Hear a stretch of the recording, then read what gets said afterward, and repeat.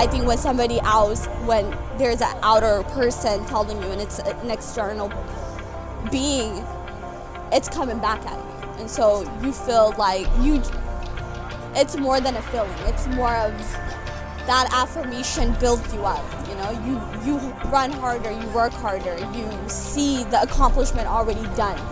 You know, people has grown up on different culture. People has grown up in different world and different continents. So as we grown up in Africa, we just respect elders, you know. And elders, they don't treat us the way we treat them. But here, they respect everybody.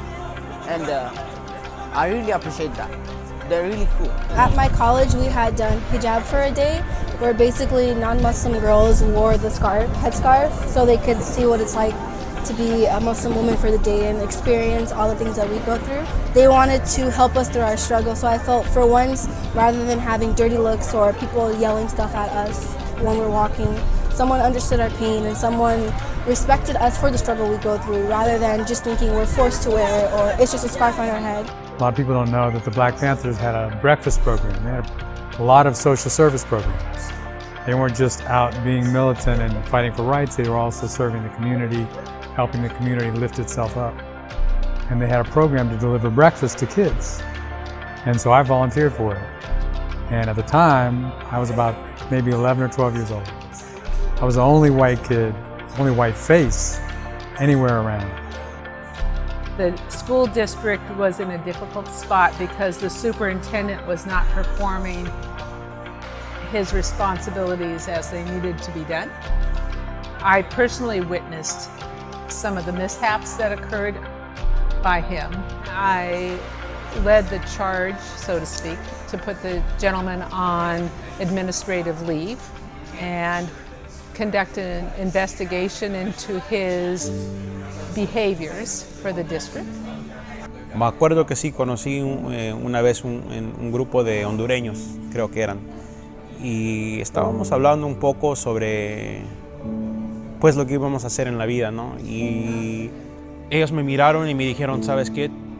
Tú tienes lo que se necesita para seguir adelante, tú tienes lo que se necesita para poder superar, tienes la oportunidad, estás en un lugar bien y ya lograste algo.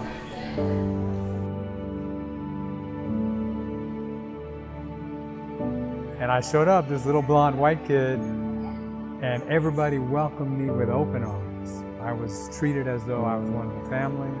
My contribution was valued, my contribution was affirmed.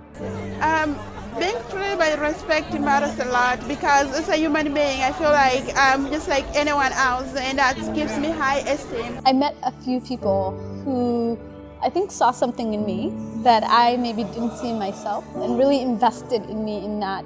They started to prop me up and put me in positions where I was taking leadership roles, right? I was facilitating meetings all of a sudden. That moment like just contributed so much to my own development that I feel like that I think is, for the first time, a time where elders or leaders, older community members respected what I had to say.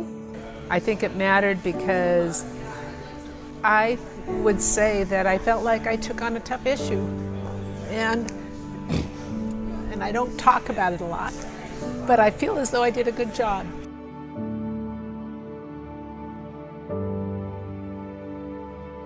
Self-validation is great, but when you're in a world and you feel like everyone is looking down on you or doesn't respect you, it's really nice to have someone else reassure you and reaffirm you so that you have that own push within yourself, but having others support you and push you as well can ultimately be the reason why you accomplish something.